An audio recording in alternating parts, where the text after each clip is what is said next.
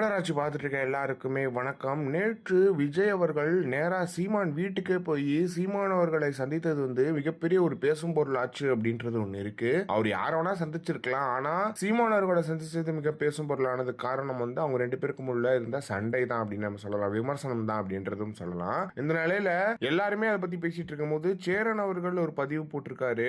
அந்த பதிவில் அவர் சொல்லும் போது அவர் வந்ததும் நீங்கள் அரவணைத்ததும் இன்றும் பண்பாகவும் மாண்பாகவும் ஆகலாம், ஆனால் தேர்தல் களத்தில் மற்றும் பலர் என உச்சரித்த போது ரத்தம் கொதித்ததும் நாதாக்கா தம்பிகள் 15 வருட உழைப்பை அதில் உள்ள நேர்மையை துளிக்கூட நினைக்காமல் தம்பி விஜய் அவர்கள் புறந்தள்ளிய போது ஏற்பட்ட வேதனைக்கு எதுனா மருந்து அப்படின்ற மாதிரியான விஷயங்களை கேட்டிருக்காரு. எனவே மற்றும் பலர்னு பேசும்போது 15 வருஷம் உழைப்பை கேள்வி கேட்கிற மாதிரி இருக்குல்ல தம்பி விஜய் அவர்கள் சொல்லும் போது அப்படின்றது ஒண்ணு இருக்கு.